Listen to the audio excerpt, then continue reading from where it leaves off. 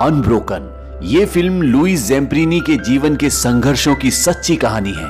जब लुई छोटा था तो वो बहुत शैतान था। वो बहुत शैतानी करता और उसकी शैतानी से उसके पेरेंट्स, उसके पड़ोसी, आसपास के सब लोग बहुत परेशान थे। वो चोरियां करता, दारू पीता, सिगरेट पीता और इस वजह से उसके पिताजी उसे कई बार पनिशमेंट भी देते, उसकी खूब पिटाई करते। लेकिन इन सब चीजों का लुई पर कोई असर नहीं था। लेकिन लुई के बड़े भाई को उस पर बहुत भरोसा था। एक बार लुई की कुछ गलत हरकत देख के कोई उसका पीछा करता है और लुई बहुत तेज भागता है। उसी वक्त उसका भाई जो ग्राउंड में रनिंग कर रहा होता है उसे भागता हुआ देखता है और वो लुई को रनर बनने के लिए मोटिवेट करता है और उसे प्रैक्टिस भी करवाता है। एक दिन लुई बोलता है कि मुझे अपने आप पे भरोसा नहीं, मैं तुम्हारी तरह नहीं हूँ, दूसरों की तरह नहीं हूँ, मैं नहीं कर सकता। लुई का भाई बोलता है तुम ये क्या कह रहे हो, मुझे तुम पर भरोसा है, तुम कर सकते हो। उसका भाई बोलता है कि अगर तुम झेल सकते हो तो खेल सकते हो, तुम प्रैक्टिस करो और उसे कई ज्यादा, और देखना तुम ही जीतोगे, और अगर तुमने हार मान ली तो एक दिन बैठकर भीख मांगोगे। लुई कहता है मुझे अपने आप पर विश्वास नहीं होता। उसका भाई बोलता है कि मुझे तुम पर विश्वास है, चलो अब प्रैक्टिस करो। और लुई प्रैक्टिस करना शुरू कर देता है। अब उनके स्कूल की एक रेस होती है जिसमें लुई भी पार्टिसिपेट करता है। शुरू में तो लुई बहुत पीछे होता है, लेकिन बाद में जब उसका भाई उसे मोटिवेट करता है वो तेज भागता है और बहुत अच्छी रनिंग करता है। इसके बाद ये दिखाते हैं कि लुई रनिंग की प्रैक्टिस कर रहा है और उसका भाई साइकिल में उसके पीछे होता है। लुई तेज भागना शुरू करता है और भागते भागते भागते वो बड़ा हो जाता है।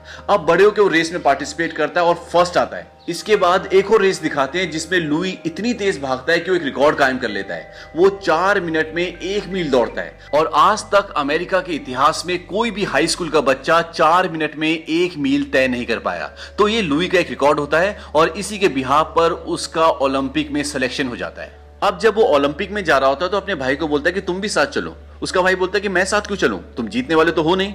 वो कहता है कि मुझे भी पता है, लेकिन अगले ओलंपिक में मैं सबको दिखा दूंगा। उसका भाई बोलता है टोक्यो। वो कहता है हाँ टोक्यो, क्योंकि अगला ओलंपिक टोक्यो में है। अब जब वो ट्रेन में चढ़ जाता है तो उसका भाई बोलता है कि दर्द की एक पल की कीमत जीवन भर की महिमा होती है। यानी कि जिंदगी में कभी कभी ऐसे पल आते हैं जहां पर इंसान टूट जाता है, हार मान लेता है, और उस पल में अगर इंसान हार न माने, आगे बढ़े, लड़े, तो बशर्ते उसकी पूरी जिंदगी बदल सकती है। और इसके बाद लुई ओलंपिक के लिए चला जाता है। ओलंपिक में वो 5000 मीटर की रेस में हिस्सा लेता है और वो सारे राउंड्स में बहुत पीछे रहता है, पर वो आखिरी राउंड में इतनी तेज भागता है कि वो एक वर्ल्ड रिकॉर्ड सेट कर देता है। आज से पहले इतने कम समय में आखिरी राउंड किसी ने भी कंप्लीट नहीं किया था। और ये ओलंपिक हुआ था 1936 में। लुई का सपना था कि अगला ओलंपिक जो 1940 में जापान के टोक्यो शहर में होना था, वो उसमें जाएगा, पार्टिसिपेट करेगा और अपने देश के लिए मेडल लेकर आएगा। लेकिन उसका ये सपना पूरा नहीं हो पाया, क्योंकि उस वक्त तक वर्ल्ड वॉर 2 शुरू हो चुका था और 1940 का ओलंपिक रद्द हो गया। और अब कहानी आती है सीधा 1943 में, जब वर्ल्ड वॉर 2 चल रहा था और इस समय अमेरिका और जापान के बीच में लड़ाई चल रही होती है।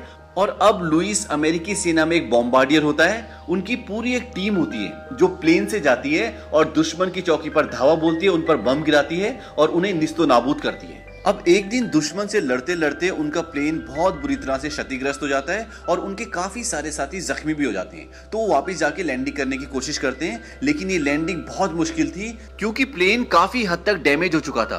अब पायलट लैंडिंग करता है और लैंडिंग करते हुए प्लेन का एक टायर भी फट जाता है, लेकिन फिर भी पायलट उसे संभालता और बहुत मुश्किल से रोकता है और इसमें किसी की भी जान नहीं जाती। लुई अभी भी रनिंग की प्रैक्टिस करता है। वो रनिंग कर रहा होता है और उसका दोस्त उसके पीछे जीप में आ रहा होता है। तभी उनके कुछ और दोस्त आते हैं और कहते हैं हमें जाना होगा, लेकिन इस बार हमें जंग में नहीं जाना, बल्कि हमें कुछ लोगों को ढूंढने जाना है। माना जा रहा है कि वो लोग समंदर में कहीं फंस गए हैं, तो हम सबको अभी उनको ढूंढने के लिए जाना है। अब उनकी पूरी टीम उन्हें ढूंढ रही होती है, लेकिन उनके खुद के प्लेन की हालत बहुत अच्छी नहीं होती। तभी उनके प्लेन में कुछ टेक्निकल प्रॉब्लम आ जाती है और उनका प्लेन क्रैश हो जाता है और समंदर में गिर जाता है। इस क्रैश में सभी मर जाते हैं, बस 3 बचते हैं, जिसमें से एक लुई भी होता है। अब वो तीनों के तीनों 2 एयरबोट में बैठ जाते हैं, क्योंकि उनके पास 2 एयरबोट होती हैं और खाने के लिए कुछ चॉकलेट्स और थोड़ा सा पानी। तो लुई बोलता है कि एक टुकड़ा चॉकलेट सुबह और एक टुकड़ा शाम को खाएंगे और पानी 2 घूंट से ज्यादा एक दिन में कोई भी नहीं पिएगा। वो ऐसा इसलिए बोलता है कि उन्हें कौन कब ढूंढने आएगा इसका कुछ पता नहीं। अब उनके सामने है अथाह समंदर, जिसका कोई छोर नहीं दिखता। अब रात को सब सो जाते हैं और जब सुबह उठते हैं तो देखते हैं कि आसमान में एक प्लेन होता है। वो उसे गन फायर से बहुत सिग्नल भेजते हैं, पानी में भी करंट लगाते हैं, लेकिन वो लोग उन्हें नहीं देख पाते और प्लेन चला जाता है। इस बात से सब बहुत डिसअपॉइंट हो जाते हैं। तभी लुई देखता है कि वहां पर चॉकलेट के खाली डिब्बे पड़े होते हैं। दरअसल उनमें से एक ने, जिसका नाम मैक होता है, उसने रात को सारी चॉकलेट खा ली थी। इस बात पर लुई उस पर बहुत गुस्सा करता है। वो बोलता है कि इससे कोई फर्क नहीं पड़ता। लुई बोलता है इससे फर्क पड़ता है, सबको फर्क पड़ता है। अब उन्हें समंदर में फंसे हुए कुछ दिन हो चुके हैं और भूख और प्यास से उनका बुरा हाल है। क्योंकि समंदर का पानी नहीं पिया जा सकता, वो खारा पानी है और उसको पीने से तबीयत खराब हो जाती है। वो सब चुपचाप गुमसुम नाव में बैठे होते हैं, तभी एक बहुत बड़ा पक्षी आकर उनकी नाव में बैठ जाता है और ये पक्षी एक खाना है। और अगर उन्होंने ये मौका गवा दिया तो फिर ये मौका दोबारा हाथ नहीं लगेगा। और लुई बड़ी सतर्कता से उस पक्षी को पकड़ लेता है और वो उसको खाते हैं, लेकिन वो उन्हें हजम नहीं होता और उन सबको उल्टियां होना शुरू हो जाती है। लेकिन अब उनमें से एक बोलता है कि हम मछलियां तो पकड़ ही सकते हैं, क्योंकि उनके पास चारा होता है और उस चारे को लगा के वो मछलियां पकड़ना शुरू कर देते हैं और उनको खाना मिलना शुरू हो जाता है। अब एक रात को सब सो रहे होते हैं, तभी समंदर में तूफान आ जाता है और उन सबको उनकी जिंदगी उनके हाथ से फिसलती हुई नजर आती है। और ये सच है कि जब मौत नजदीक हो तो जिंदगी की वैल्यू का पता चलता है। और उस पल में लुइस बोलता है कि अगर आप मुझे बचा लो परमेश्वर, तो मैं अपना पूरा जीवन आपको समर्पित कर दूंगा। और इस तूफान से वो सब बच जाते हैं। अब वो समंदर से खाने के लिए मछलियां तो पकड़ लेते हैं, लेकिन पीने के लिए पानी कहां से लाएं? तभी किस्मत उनका साथ देती है और बारिश हो जाती है। और बारिश को देख के वो बहुत खुश होते हैं और उनको पानी मिल जाता है पीने के लिए, और कुछ पानी वो जमा भी कर लेते हैं। फिर तभी वो देखते हैं कि ऊपर से एक प्लेन उड़ता हुआ जाता है और वो उस प्लेन को सिग्नल देते हैं, लेकिन वो प्लेन जैपनीज का होता है और वो उनपे गोलियां चलाते हैं, लेकिन वो सब समंदर में कूद जाते हैं और उनकी जान बच जाती है। लेकिन इस हमले में उनकी एक एयरबोट खराब हो जाती है, क्योंकि जब वो ऊपर से गोलियां चलाते हैं तो उनकी एयरबोट पे छेद हो जाते हैं और वो एक बोट को तो रिपेयर कर लेते हैं, पर उनकी दूसरी बोट पूरी तरह से खराब हो जाती है। अब उन तीनों को एक ही बोट में एडजस्ट करना पड़ता है, जो कि बहुत मुश्किल होता है, क्योंकि बोट का साइज बहुत बड़ा नहीं होता। अभी तक उन्हें समंदर में 35 से ज्यादा दिन हो चुके हैं और अब मैक भूख, प्यास और मानसिक तनाव को बर्दाश्त नहीं कर पाता और उसकी मौत हो जाती है। अब ये दो बचे हैं, लेकिन इनकी हालत भी बहुत ज्यादा खराब है। न ये बात करने लायक है, न खड़े होने लायक, क्योंकि इन्हें समंदर में 47 दिन हो चुके हैं। इसके बाद एक जापानीज शिप इन्हें देख लेता है और इन्हें अरेस्ट कर लेता है। अब ये दोनों जापानीज की गिरफ्त में हैं। जापानीज लुई और उसके दोस्त को एक कैंप में ले जाते हैं जो कि जंगल में होता है, और वहां पे वो लुई को पहचान लेते हैं कि ये ओलंपिक का एक फेमस एथलीट है, क्योंकि उनके पास उसका एक फोटो भी होता है। वहां पर वो उन दोनों से कुछ इन्फॉर्मेशन लेते हैं और उसके बाद वहां से उन दोनों को एक दूसरे कैंप में भेज दिया जाता है जो कि टोक्यो में होता है। अब जब ये टोक्यो के कैंप में आते हैं तो वहां पर इनके जैसे और भी बहुत सारे बंदी होते हैं और वहां का जो इंचार्ज होता है वो बहुत ही क्रूर होता है। उसका नाम होता है कॉर्पोरल वटनामी, और वो उन सबको बोलता है कि तुम जापान के दुश्मन हो और तुम्हारे साथ ऐसा ही सलूक होगा जैसे दुश्मनों के साथ होता है। अब जब वो सब कुछ बता रहा होता है तभी लुई की तरफ देखता है। वो देख लेता है कि मेरी तरफ लुई देख रहा है। वो उसके सामने जाता है और बोलता है कि मुझे देखो, मेरी आंखों में देखो। और जैसे ही लुई की आंखों में देखता है उसे जोर से डंडा मारता है। उसके बाद 2-3 बार वो दोबारा बोलता है कि मेरी आंखों में देखो, और लुई को हर बार मारता है और लास्ट में बोलता है कि मेरी आंखों में कभी मत देखना। इसके बाद इन सबको इनके सोने की जगह दिखाई जाती है जो कि बहुत ही गंदी होती है, और अगले दिन सुबह सबको ग्राउंड में बुलाया जाता है और इनका इंचार्ज आता है। वो कहता है कि तुम में से एक कुक है जो ऑस्ट्रेलिया से है और एक ओलंपिक एथलीट है। वो कहता है कौन है ओलंपिक एथलीट? लुई अपना हाथ खड़ा करता है। दरअसल उसे पहले से पता था कि लुई एक ओलंपिक्स एथलीट है। इसके बाद वो लुई की और अपने एक साथी की, यानी कि अपने एक आदमी की रेस लगवाता है, जिसमें लुई हार जाता है और थक कर वो गिर जाता है। इसके बाद वो लुई को डंडे से बहुत बुरी तरह मारता है। और इतना ही नहीं, उन सब कैदियों में वो सबसे ज्यादा लुई से नफरत करता है। ऐसा लगता है कि वो उससे कोई पर्सनल दुश्मनी निभा रहा है। एक बार लुई और उसका दोस्त आसमान में अमेरिकी और जापानीज प्लेन देख रहे होते हैं और आपस में बात करते हैं कि अमेरिकन प्लेन्स अब काफी नजदीक आ गए हैं, और उस रात को भी वो इंचार्ज लुई को बहुत बुरी तरह मारता है। इसके कुछ दिन बाद रेडियो से कुछ लोग वहां पर आते हैं और वो लुई को बोलते हैं कि अमेरिकी सरकार तुम्हारे घर वालों को ये बता रही है कि लुई अब मर चुका है, वो जिंदा नहीं है। वो कहते हैं कि क्या तुम अपने घर वालों को बताना चाहोगे कि तुम जिंदा हो? और इसके बाद लुई उनके साथ जाता है और रेडियो पे अपने घर वालों को मैसेज देता है कि मैं जिंदा हूं और ठीक हूं। अब उस प्रोग्राम के बाद वो लोग उसे एक पेपर देते हैं और वो कहते हैं इसमें जो भी अमेरिका के बारे में लिखा है वो तुम रेडियो पे बोलो, हम तुम्हें वापस कैंप नहीं भेजेंगे और यहाँ पे तुम्हें एक अच्छा जीवन देंगे। लेकिन लुई मना कर देता है, कहता है कि जो इसमें लिखा है वो सच नहीं है और मैं नहीं बोलूंगा। इसके बाद वो लुई को वापस कैंप भेज देते हैं, और कैंप वापस आने के बाद जो वहां का इंचार्ज होता है वो लुई के दोनों हाथ पीछे से बंधवाता है और उसे बोलता है कि तुम मजबूत हो मेरी तरह, और ये बात मैंने पहले दिन देख ली थी तुम्हारी आंखों में। मुझे लगता था कि हम अच्छे दोस्त बन सकते हैं, लेकिन जापान का दुश्मन कभी मेरा दोस्त नहीं बन सकता। वो लुई को कहता है कि तुम बात नहीं मानते, आदर नहीं करते, और आज मैं तुम्हें आदर करना सिखाऊंगा। वहां पे जितने भी सैनिक, जितने भी बंदी होते हैं, वो उन सबको बोलता है कि सब एक एक जोरदार पंच इसके मुंह पे मारेंगे। हालांकि कोई भी लुई के मुंह पे पंच नहीं मारना चाहता। तभी वो लुई के दोस्त को लाते हैं और वहां का जो इंचार्ज होता है वो उसे मारना शुरू कर देता है। और कहता है कि अगर तुमने इसके मुंह पे पंच नहीं मारा तो मैं इसे मारता रहूंगा। इसके बाद लुई सबको बोलता है कि मुझे मारो, और एक एक करके लुई को सब एक एक पंच मारते हैं, और इतने सारे पंच खाकर लुई की हालत खराब हो जाती है। इसके बाद लुई की जिंदगी में, उन सब कैदियों की जिंदगी में एक अच्छी खबर आती है, और वो खबर ये होती है कि जो यहाँ का इंचार्ज होता है कॉर्टल वटनामी, उसका प्रमोशन हो गया है और उसका यहाँ से ट्रांसफर कहीं और कर दिया गया है। अब एक रात को उनके कैंप में बमबारी होती है और उस बमबारी में उनका पूरा कैंप तबाह हो जाता है और जल जाता है। अब उन सब कैदियों को जो वहाँ बच जाते हैं उन्हें वहाँ से ट्रांसफर करके दूसरे बंदी गृह में भेज दिया जाता है। और जब वो सब लाइन में खड़े होते हैं तभी लुई देखता है कि वहां का इंचार्ज कॉर्टल वटनामी है, और ये देखकर लुई के पैर लड़खड़ा जाते हैं और वो गिरने वाला होता है कि उसका एक साथी उसे संभाल लेता है। अब वो इंचार्ज लुई के सामने आता है और उससे बोलता है कि तुम मेरी आंखों में क्यों नहीं देखते, पर लुई उसकी आंखों में नहीं देखता।